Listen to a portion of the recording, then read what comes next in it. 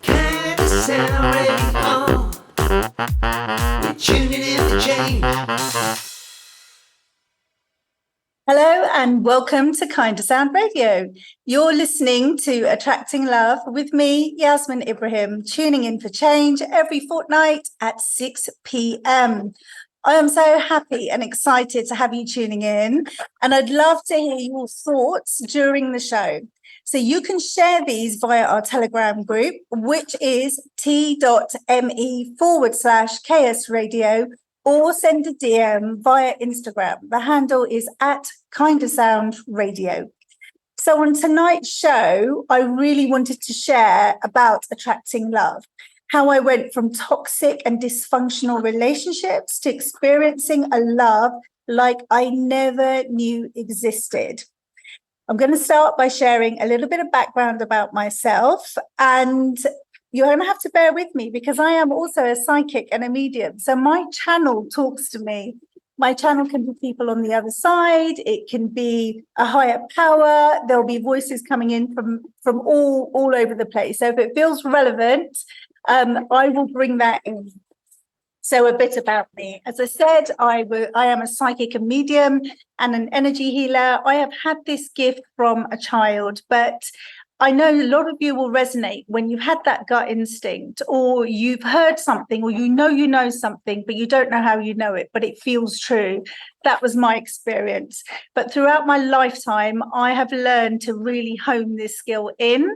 I communicate with people on the other side regularly, and I have the ability to read past, present, and future, people, places, and things. I have not yet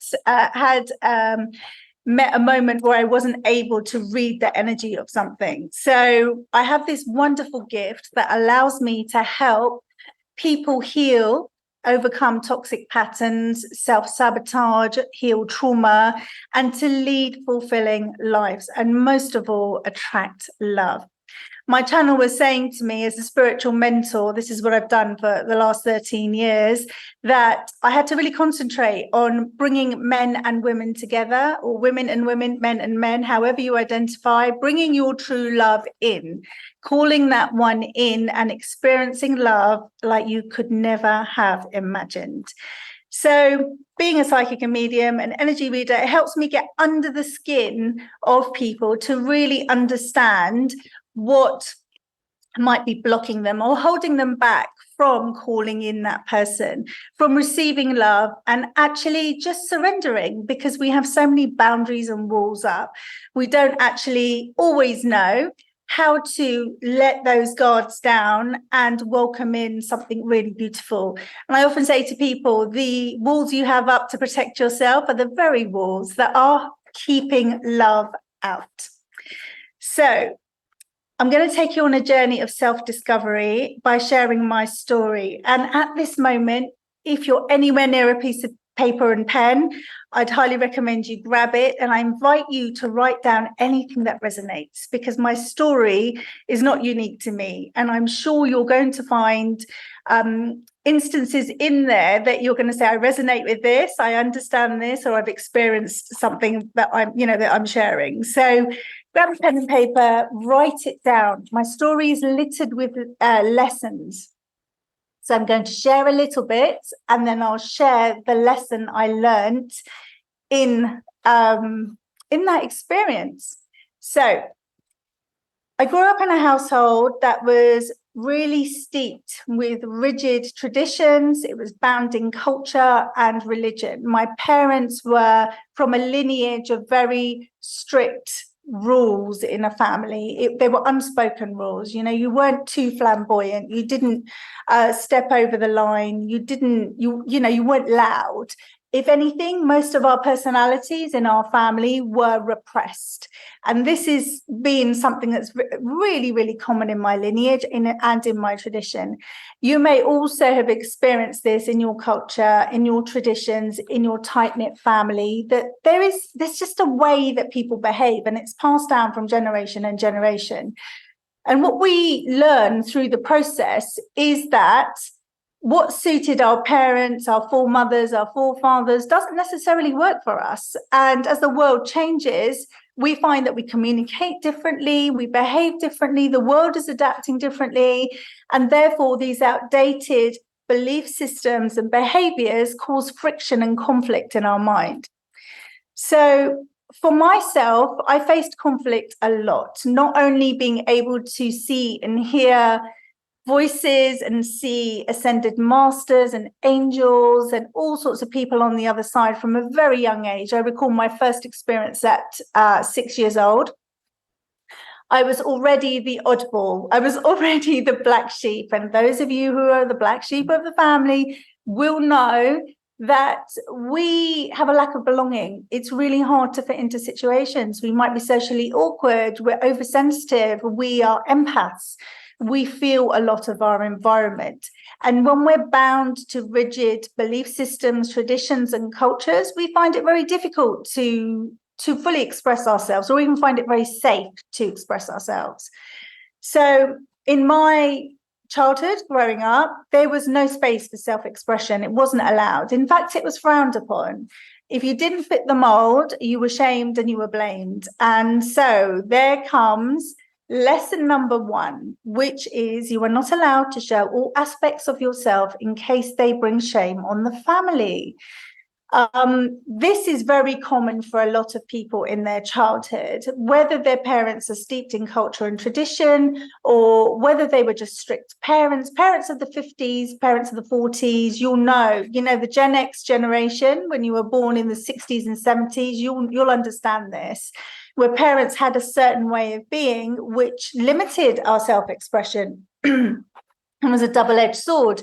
We were either free and out running in the streets, living our best life, and when we came home, we had to fall by their rules.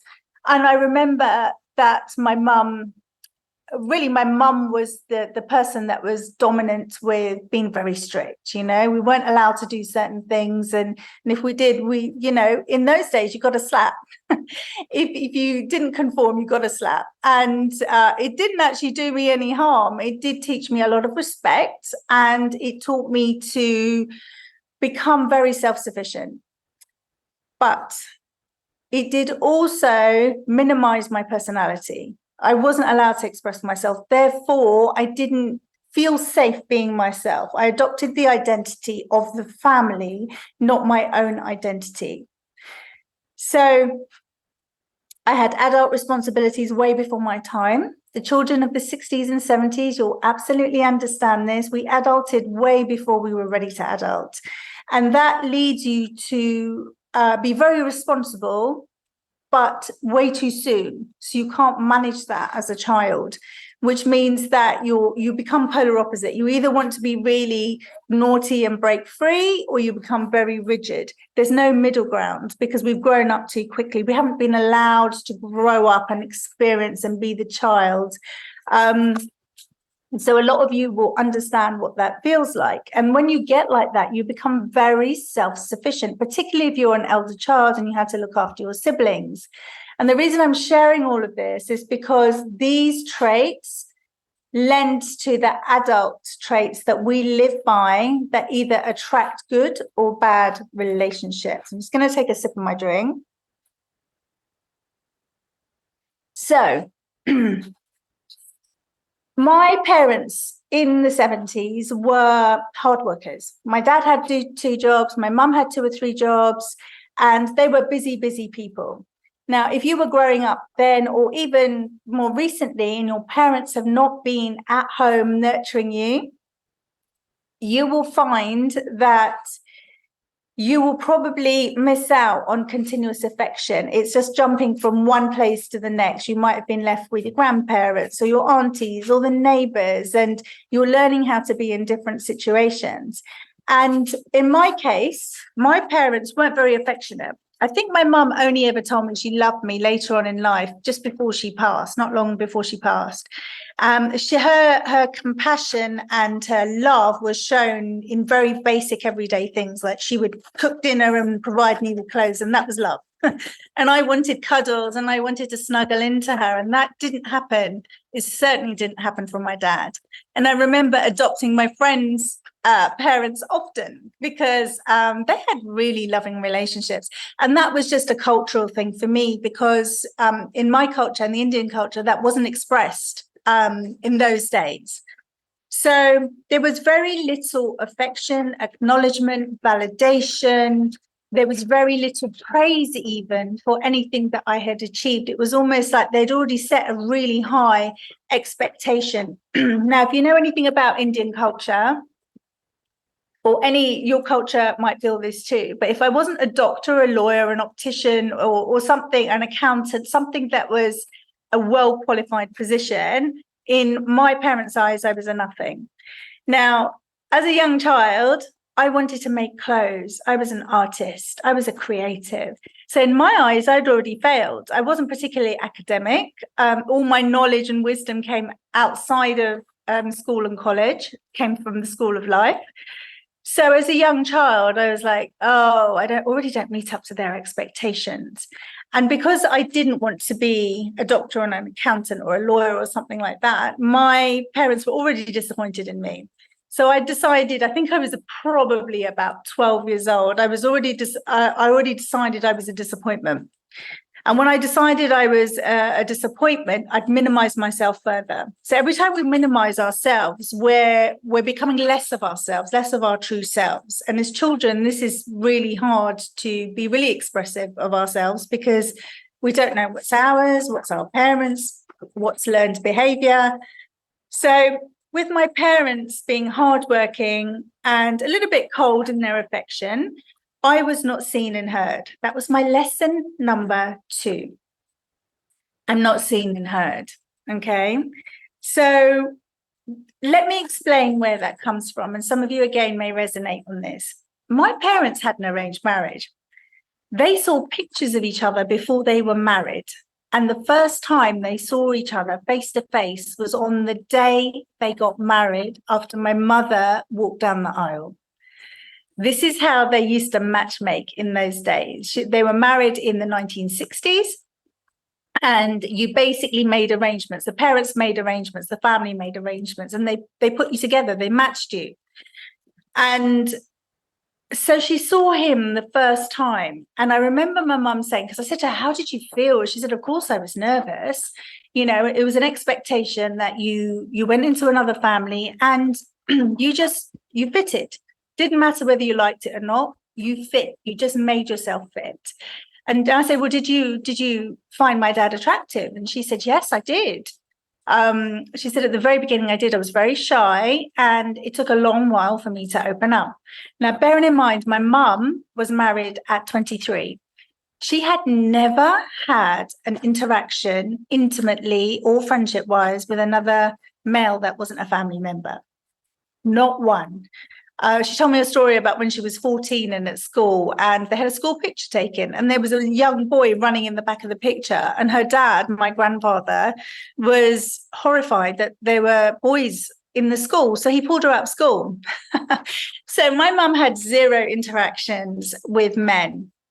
So she was learning all of this at age 23. And now if you think about 23-year-olds in today's world, they're very well advanced. They're very aware. But in those days, you were learning everything moment by moment. So they had to make their relationship work. And in our culture, divorce is never an option. You have to make it work.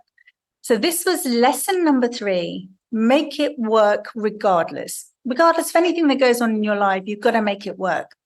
Now, some of you may have had difficult relationships in the past where you've stayed in them longer than you should have done. You know, your gut, your body, everything's told you should have left.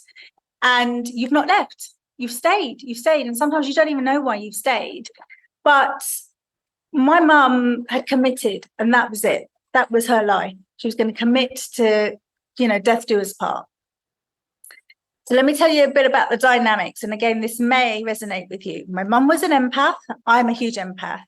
Empaths are sensitive. They feel the world around them. They the continual feedback of the world around them. They will feel toxic behaviors, kindness, love. They feel all the range of emotions. And my dad was cold. He had narcissistic traits and wasn't very loving or open. And that's probably a reflection of how he was treated in his family. He was sent away to boarding school, Catholic boarding school, very young. And he wasn't shown the love and attention and emotions and feelings that we might share today. And he didn't learn connection either. He didn't learn any of that growing up. So he's carried that into adulthood. He was one of 13 children as well. So he was overlooked often. Imagine trying to get your parents' love and attention when you're one of 13. So whilst I say my dad had narcissistic traits, I'm very well studied in narcissism, but I am not qualified to diagnose what a narcissist is. So I'll just put that out there. But I have done a lot of research and study on this because I was brought up by someone who had those traits and I replicated it. So empaths are feeling, narcissists are dictators. They come from ego. They come from their head. They're self-infatuated. There's a grandiose feeling about who they are. And so my mum was the opposite to my dad. And she really tried hard to make it work. And, all kudos to her. She always did her best, always. And so you may find that in some relationships, you've tried really hard. You keep trying, but you're faced with non-committal behavior, lack of attention, inconsistency, lack of responsibility from your partner. And this is the example that I was shown as a child. And so I saw my mum working really, really hard at relationships that were ultimately not in favor of her. My dad dismissed her because he wasn't emotionally or physically equipped to be loving and be, he was very committed. My mum and dad were both very committed to providing a roof over our head and consistency and making sure we had everything. But, the basics of what humans need, touch, love, cuddles, affection, all of those things were missing in our lives. So my dad often blew hot and cold. He didn't know how to be consistent in that. And therefore, my mum didn't know where she stood. And when you look back at your relationships, or if you're dating now, you might find that you get yourself into situationships. Situationships are born out of child experiences like this. When someone is not emotionally or physically available to you, you will stay around for that behavior. So lesson number 4 was, even if you're insecure, you will accept bad behavior. So as a child, I witnessed fighting, infidelity, emotional and physical unavailability. And basically my mum was saying to herself, you know what, it's all right. I'm grateful for my lot. I've got you kids, I'm grateful. But deep down, I knew she wasn't happy. I knew my dad wasn't happy. But, once you've been put together, you've been matched and you've had an arranged marriage, like I said, divorce was never an option. You were not allowed or permitted to have a divorce. That came later on and brought so much shame on the family. So it didn't matter how good or bad your relationship was, you didn't ever show in the family that your relationship wasn't good. So again, minimizing, your own feelings. So this was the template of my relationship. And this goes on to lesson number 5, which is bad boys are attractive. I know some of you are going to, look back. And even if I'm speaking to the women here, but men also, you might be the bad boy, or you might like the unavailable woman. So let me tell you where this comes from. The first people you fall in love with are your mum and your dad. And as children, our capacity to love is huge. We put them on pedestals. We adore them. We've got our big googly eyes. They're our heroes. And despite what our parents do, we will still love them. The bond is so, so deep. Your parents and your caregivers, the people around you who raised you, they provide you with a template of how to love, how to communicate, how to socialize. And this carries on into your adult life. So I attracted and was attracted to the the kind of bad boys that was represented by my dad. They were very charismatic men. They were emotionally and physically unavailable, or only available on their terms. They loved a situationship. They would never label anything a relationship. And if they did, they would be quite controlling and jealous. They were often men who love bombed me as well. So they kind of sucked me in and lured me in with beautiful behaviors that didn't last more than, a week or so. But because I'd experienced it once, I was like, well, there's got to be more of this. And you hang around for the bad behavior. Again, you got to be grateful for your lot, and you don't feel like you can walk away. So I felt like I was treading on eggshells in my relationships, and I did what my mum did. What I needed to do was to try harder to please the man that I was in a relationship with. But somehow I always felt like it was my fault, and I punished myself. My partners punished me because there was just no consistency. There was no validation. There was no, I love you and I want to commit to you. And even when I was married, I didn't get that level of commitment. It was really interesting. So if you think marriage is going to give you more commitment, if it's not there already, a piece of paper, a title of being married isn't going to give that to you. It's something that people think will fix the situation. And I did it twice and it didn't fix the situation at all. So these situations didn't make me happy, but I couldn't leave. I didn't know how to leave. And this was my mum's story repeating all over again. Lesson number 6, my trauma bond is my type. Trauma is a big word, and it's really relative to the individual. And for young children, everything's traumatic.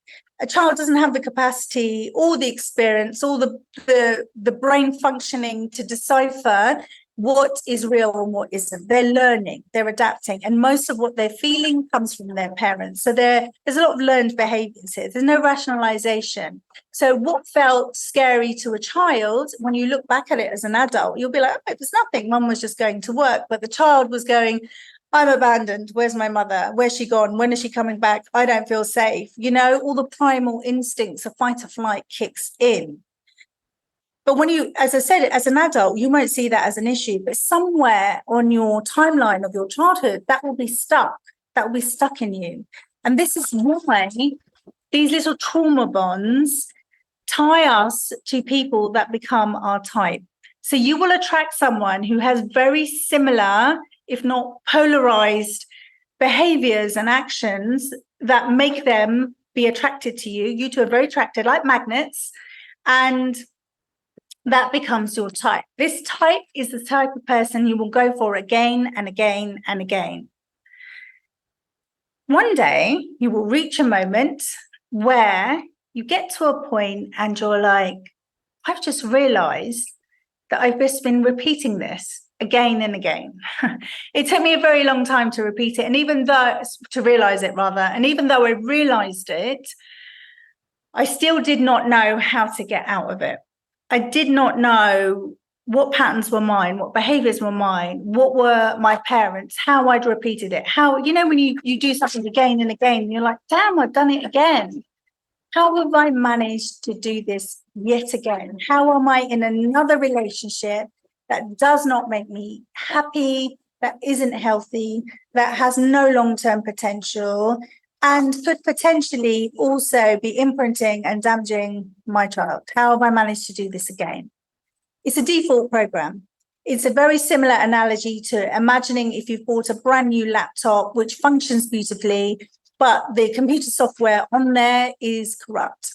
So it doesn't run the laptop well. That's exactly what happens. Our patterns are corrupting the beautiful human that we are.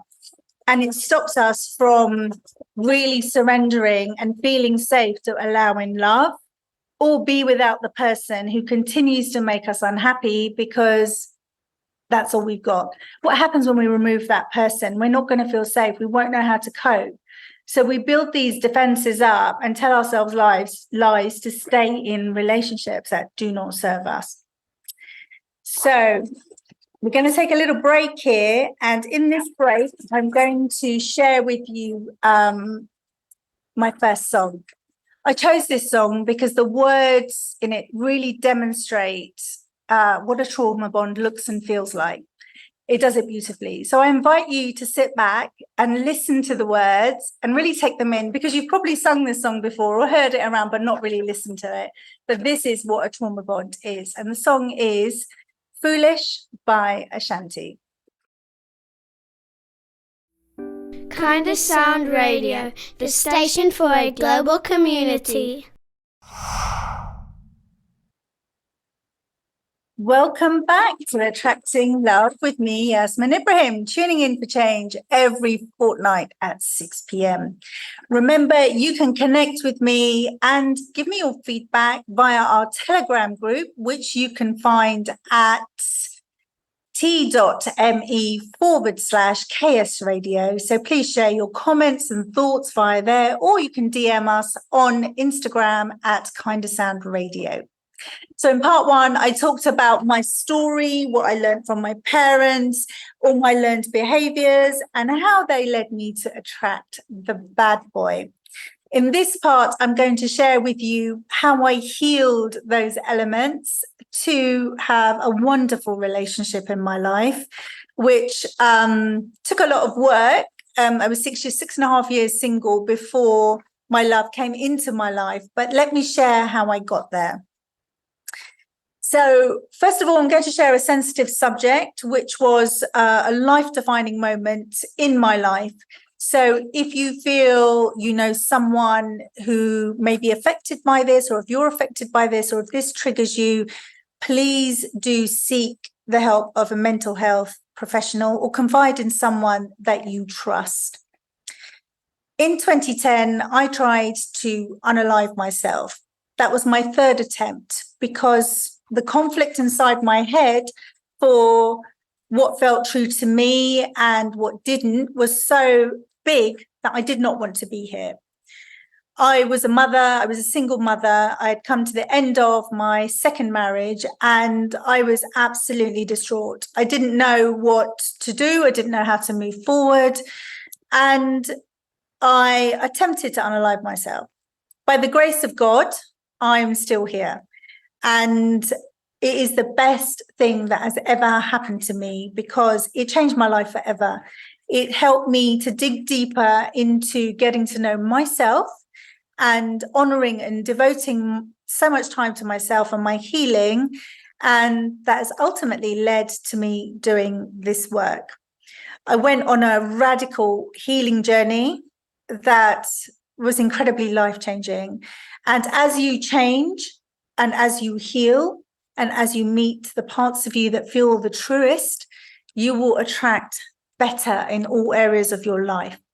And I started this show by sharing about how I went from toxic, dysfunctional relationships to attracting love. And everything is a frequency. Everything is a resonance that resonates out, that bounces back your experience. And I just want you to all to know that life is happening for you, not to you. And if for a moment you can just pause and stop and look at the lessons and say, what is this teaching me today? Just pausing and reflecting and having that awareness will start the steps to change. In part one, I shared the lessons I learned. And in this part, I'm going to share exactly what I did to change the behaviors I was stuck in to open myself up and feel very vulnerable, in fact. And it wasn't an easy journey, because I'm a Gemini, I'm stubborn, I'm inconsistent, and it's, can be very polarizing. And just for any of you signs out there, any of you zodiac signs that have 2 in there, Pisces, Libra, 2 aspects of the scale, Geminis, polarity is a big lesson for us. So we're either one thing or another. So finding the middle ground and finding consistency is a huge lesson for us. And that's consistency, discipline, taking responsibility for our own actions. Those lessons are huge for us. So if you are any one of those 3 signs, I'm sure you'll resonate with me on that one. Okay, so things I did to help me on my healing journey. Because of my childhood and because of the things that I experienced, some of which I'll touch on in future episodes, there was a lot of abuse in different forms. And I got stuck in that story. I became the victim. So I had a lot of victim mentality. And it wasn't until my last relationship when I was with someone who was very challenging, very, very challenging. Again, another trauma bond relationship. And he actually said to me, you are stuck in victim mode. And I didn't realize I was. I didn't even know what that was at that time, even though from the age of 18, I'd read a lot of books on psychology, human behavior, body language, all these things. I'm very, very well read. But, you become one of those people that collect information but don't implement what you're learning.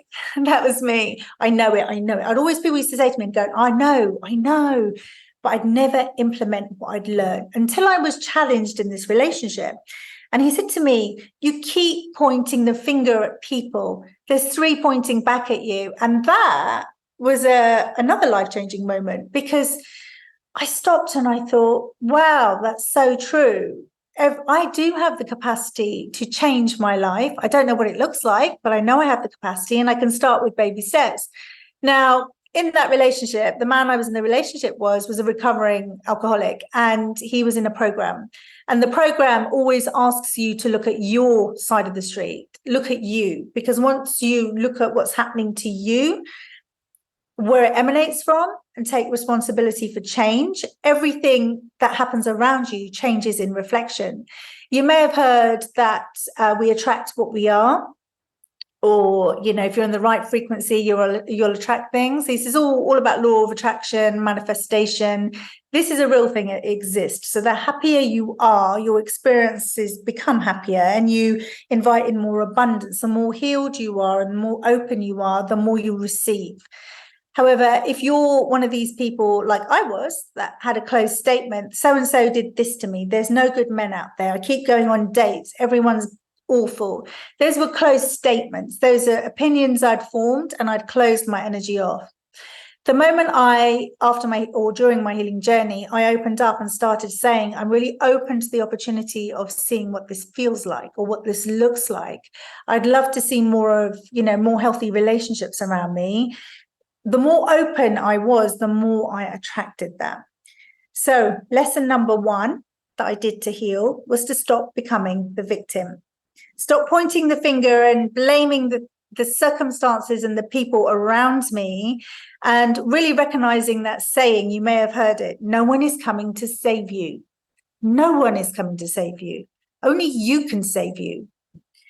So I took responsibility to learn what I was repeating, what behaviors, actions, thought processes that I'd inherited from my parents and the people who brought me up, that were not conducive to who I was as a person, that were closing me off, that were shrinking me as a person.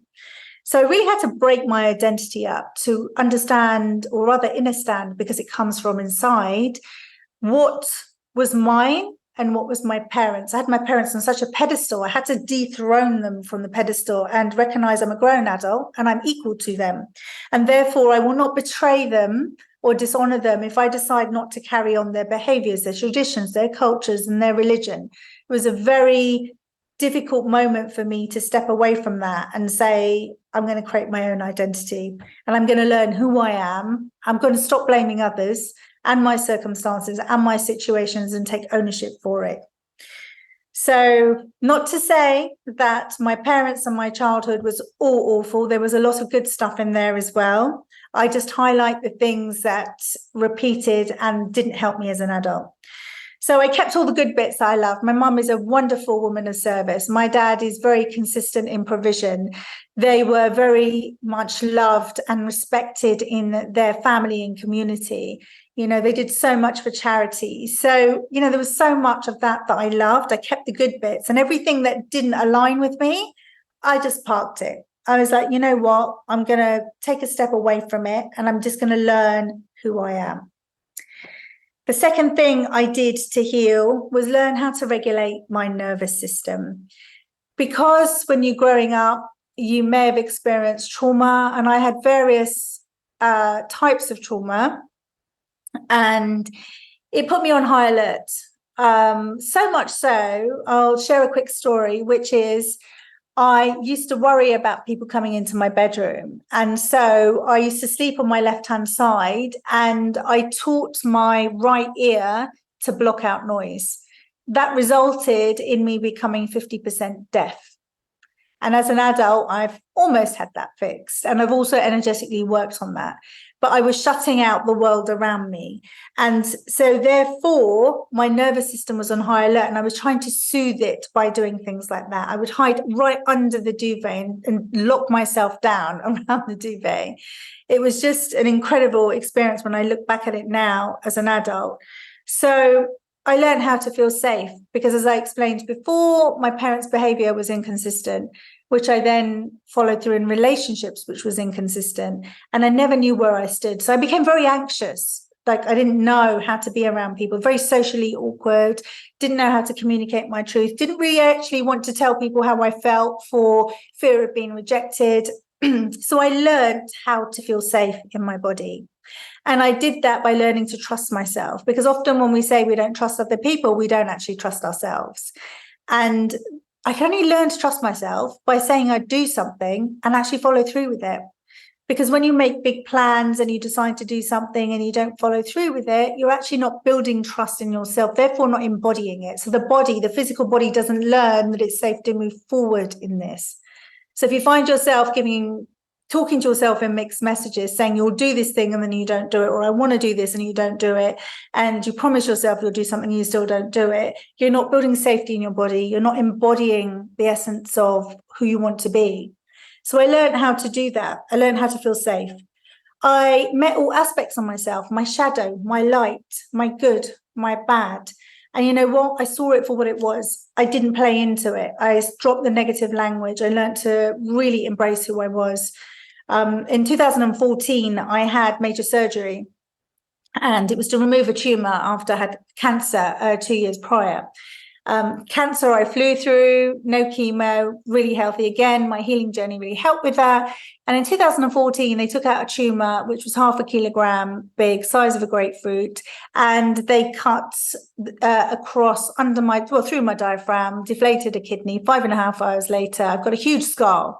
And I looked at it, and I remember looking in the mirror thinking, no one's going to love me with this scar. No one's going to find me attractive. And I was dating someone at the time, and he couldn't look at me. He couldn't look at the scar at the beginning. Over time, of course, I think it was more of a shock thing. Over time, that changed. However, that was another life-defining moment, because I thought this is an opportunity for me to love myself regardless of whatever, how I look. When I look at myself, there's no disgust, there's no hatred, there's no negative talk. So that was another turning point where I learned to have greater devotion and love for myself. The third lesson I learned was to interpret the world around me. So often when we've come from trauma, or we've experienced some of the experiences I've shared already, we may not know how to interpret our environment. And often that comes from not feeling safe. And that's why regulating your nervous system is really important. So once you regulate your nervous system, you become less anxious. And when you're not anxious and you're not projecting and you're not full of uncertainty, you can see things for what they are. You can interpret the world around you. You see the truth about conversations and what people are saying. You don't make up stories about what you think they said. And you communicate with love, and you stop blaming the world around you, and you stop putting yourself in shame. Blame and shame was my favorite thing to do, because I felt shamed as a child. If I ever expressed who I was and I was told to be quiet or told off, I felt shame.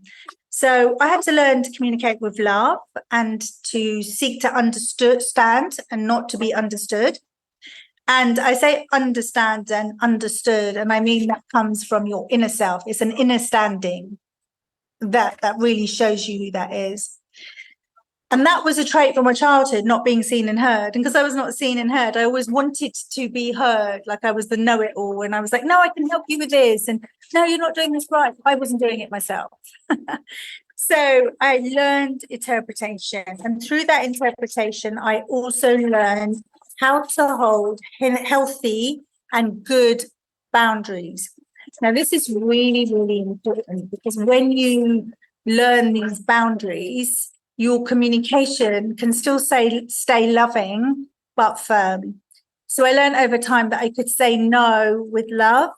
And I say, I'm so glad you asked me. Thank you so much. But at the moment, I don't have capacity for it, or I really don't have the time. I would have loved to help, perhaps another time. And you would find, or I would find rather, that people would stop taking advantage of my gift nature, because as an empath and an oddball and someone who didn't belong, the thing I wanted the most was to be seen, heard, and belong. I wanted people to see me for who I truly was and love me for that, even though there was nothing wrong with me all along. This is my inside story that didn't match my outside experience.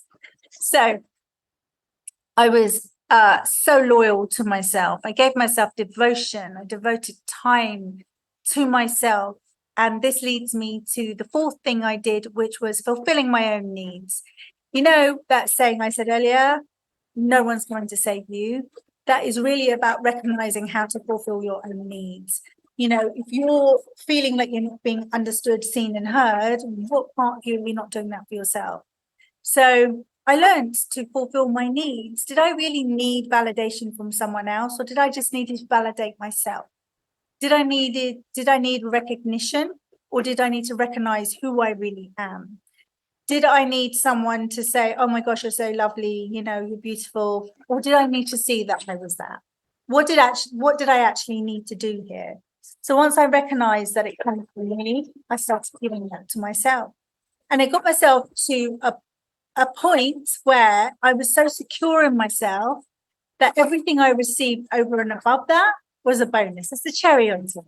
And it was just all the extra stuff. I never, you know, was seeking any of that validation or, you know, the need to be seen by anyone else, because I did that for myself.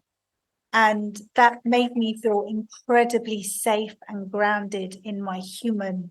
That made me feel very consistent. And that showed up in all areas of my life. Excuse me. In as my work went really well, you know, I flew in a 6-figure business. I had lots and lots of clients. I've worked with thousands of men and women. And not once have I pedestaled myself.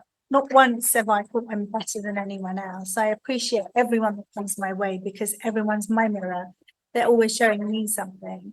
And so rather than having a need to be better than people, I just found my people, and my people naturally saw me, naturally loved me, naturally gave me attention, and I did the same for them. So fulfilling my needs. And coming to the fifth thing, which is the last thing, is I formed a new opinion of men. So you've heard me talk about how my opinions of men are based on my relationship with my dad. Bear with me. Quick sip of water. And so basically I was dating versions of my dad again and again and again. And when I decided this wasn't working and I've done the same thing again, I decided to do something different. I was on a few dating apps and I decided to go on an experiment. I dated 50 men, went on 50 first dates. Some of those men are still my friends. Now, let me just caveat this. These men the majority of them were really lovely. I only ever went on a first date. I was not intimate with them. We didn't even kiss. Majority of the time they paid for me and we had a whale of a time. And the reason I did this is because I did not have a good example, excuse me, of what a healthy man looks like. Healthy, emotionally available, physically available, wanted to support me, wanted to love me, wanted to give me attention, wasn't distracted, was very present. I didn't know what that was. So I went on the experiment. And on the experiment, I dated men that were my type being my old pattern, men that were intellectuals, men that were historians, journalists, men that weren't my type, tall men, short men, all the sizes, all the races. I just went for it. Because how else would I have known what I was attracted to had I not experienced it? Now, I'm not telling everyone to go on 50 first dates, but when you experience something, you do learn to see things differently, because you've kind of collected that experience. So I learned that humor is very, very important to me. Kindness is at the top of the list. Generosity, with time, with presence. I learned that a worldly man is very attractive to me. A man who's curious, I absolutely love. Love intellect. There were so many things that I didn't even know I liked. So I created a wonderful list of traits, behaviors, core values that were not only important to me, but that I wanted to experience with someone for forever. And I really stuck to it. I honored that list. I ensured that I didn't stray from that list. And I did have a couple of practice boyfriends, and they lasted a couple of months, and they were to teach me lessons. And one of them taught me kindness, because I'd never had kindness like this man taught me before. And the other one was to not to cheat on my core values. And since then, I waited and I waited. And I continued doing me and staying loyal to myself. So I learned what I loved. I learned a lot. And all of the above helped me attract the most incredible man into my life. And he's totally unconditional. I never thought I'd meet someone who would be so unconditional, to the point that it makes me become better as a person. You know, some things that were really important to me was someone who didn't badmouth their exes or anyone that had done them wrong. Not a bad word spoken from his mouth. He was just so respectful. And I was really seeking someone who had respectful views of exes, parents, mum, women in general, who didn't, on a core level, want another mother or disliked women.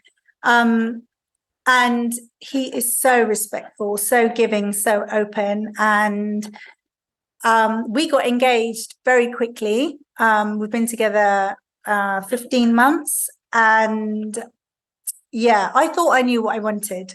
I really thought I knew what I wanted. I made the list. I stuck to my core values. And I thought, yeah, that's what I want. And when he came along, he challenged the list that I had by giving me more. And something for you hyper-independent women out there, you'll know exactly what I'm talking about, who pay your own bills, who've got your own home, who have your career, and you have an amazing life, good friends. When you're seeking a relationship, you might be going, I don't need a man, I just want a man. But the laws of nature will always tell you that you are the magnet. You are the magnet. You will attract a man that wants to come in, who wants to provide for you, who wants to give you things, who wants to financially provide for you, who's not ashamed of saying, I am going to take charge of the situation. The woman is the nurturer, the male is the provider, and those are the natural laws of nature. And I often say to people who argue the point with me, it's not about relinquishing your independence at all. You can remain independent in your relationship, as I do with my fiance. We're very respectful of each other's lives and choices. However, I don't know a woman yet, I haven't spoken to a woman yet who wouldn't want a man to come in and provide for her, hold space for her, love her unconditionally. Haven't met a woman yet. My narrative, my story used to be, what is he bringing to the table? I am the table. A very arrogant thing to say, but because my life was so in order, there was no chaos, very fluid. I had everything I needed and wanted, apart from the companionship of a man. And he humbled me. He humbled me in many, many ways for me to learn that I can always have more. And today we build a bigger table together, not just for each other and our family, but our friends, and hopefully to inspire others to join us at our table.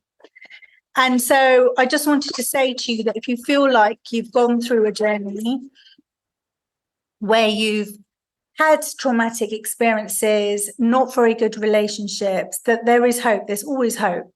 And it only comes when you're 10 out of 10 ready. You can't be kind of ready. You can't be like, yeah, I want to date, but I don't really want to date. I want the relationship, but I don't want him to take over my life. Something that we forget is your perfect person will fit into your life. They fit around your kids. They fit around your life, your work, your career. They just fit. It's like a jigsaw puzzle. There isn't a negotiation going on. It just fits because your highest soulmate, your king, your perfect person comes ready with everything that you need, want, desire, and probably a whole lot more that you hadn't even considered, which is exactly what happened with my partner.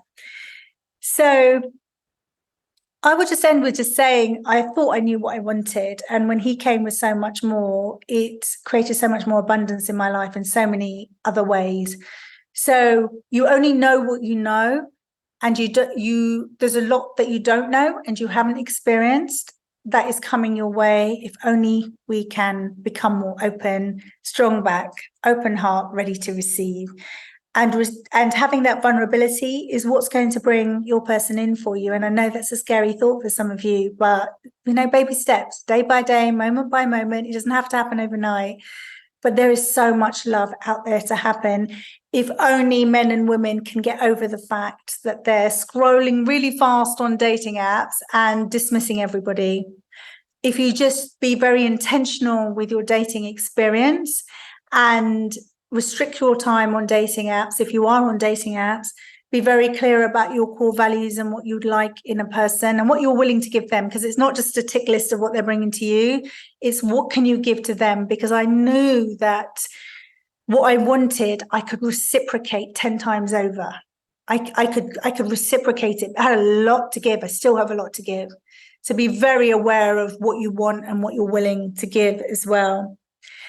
So in my next show, in a fortnight, on the 24th of November, I will be the dating and relationship agony aunt. I will be using all of my psychic, medium, intuitive gifts to help answer your questions. So I've given you the links already, and I will give them to you one more time. You can DM Kindasound Radio and send me a message for the Attracting Love show.